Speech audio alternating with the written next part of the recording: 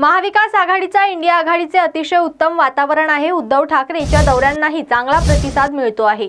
कोण युती करत यापेक्षा आमची ताकद कशी वाढेल यावर आमचं लक्ष लागलेलं आहे, असं वक्तव्य वरुण सरदेसाई यांनी केले।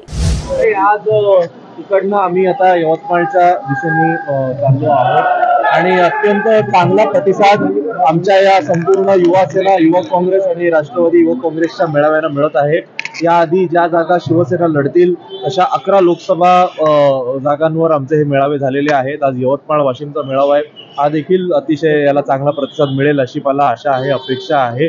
आणि त्यामुळे महाविकास आघाडीचं, इंडिया आघाडीचं अतिशय उत्तम वातावरण या संपूर्ण राज्यामध्ये निर्माण होताना दिसते। उद्धव ठाकरे साहेबांच्या दौऱ्यांना कसा प्रतिसाद मिळतो ते आपण पाहताय। ते आता हिंगोलीच्या दौऱ्यावर आहेत। शरद पवार साहेब यांचे देखील महाराष्ट्रभर दौरे सुरू आहेत। राहुल गांधी साहेबांची नुकतीच यात्रा महाराष्ट्रातून गेलेली आहे आणि त्यामुळे कोण आता युती करतंय, कोण नाही करत आहे, याहीपेक्षा आमची ताकद कशी वाढेल याकडे आमचं लक्ष आहे। आणि मला पूर्ण खात्री आहे की जास्तीत जास्त जागा या महाविकास आघाडी आणि इंडिया आघाडी जिंकेल। मनसे आणि भाजपच्या युतीकडे शिवसेना तुम्ही कसं बघता? याकडे मी असं पाहतो की ज्या वेळेला शिवसेने म्हणजे उद्धव ठाकरे साहेब हे भाजप सोबत होते त्यावेळी भाजपला या कोणाची कधी गरज पडली नाही। म्हणजे भाजपला आता कळून चुकलं असेल की उद्धव ठाकरे साहेबांची ताकद किती होती।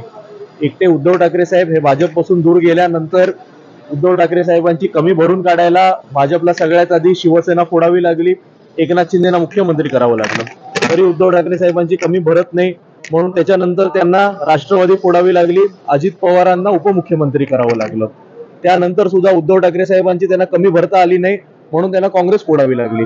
त्यानंतर सुद्धा त्यांना उद्धव ठाकरे साहेबांची कमी भरता येत नाही म्हणून आता मनसे सोबत लागते। म्हणजे एकट्या उद्धव ठाकरे साहेबांची ताकद किती होती हे आता भाजपला कळून चुकलं असेल। कल्याण लोकसभेसाठी तुमचं आणि सुषमा अंधारेंचं नाव चर्चेत आहे, तुम्ही लढण्यास इच्छुक आहात का? काय नाही हे बघा, माझ्यावर आता पक्षाने सचिव पदाची जबाबदारी दिल्या असल्या कारणाने सध्या तरी जिथे जिथे शिवसेनेचे उमेदवार असतील त्या ठिकाणी जाऊन शिवसेनेचे उमेदवार विजयी करण्याकरता मेहनत घेण्याचं काम मी करतोय। मी म्हणालो तसं याआधी आम्ही 10 मतदारसंघांमध्ये जाऊन असे मेळावे घेतलेले आहेत। आज यवतमाळ आणि वाशिमचा मेळावा आहे आणि त्यामुळे त्या दृष्टिकोनातून आमचं काम सुरू आहे। उमेदवार कोण असतील, काय असतील हे उद्धव ठाकरे साहेब ठरवतील। जो कोण उमेदवार असेल, फक्त कल्याणच नाही, महाराष्ट्रातल्या सगळ्या जागांबाबत मी सांगतो, जो कोण उमेदवार असेल त्याकरता शिवसेना, राष्ट्रवादी आणि काँग्रेस आणि माझ्यासारखे असंख्य कार्यकर्ते आम्ही सगळे मिळून त्याला विजय करण्याचा प्रयत्न करू।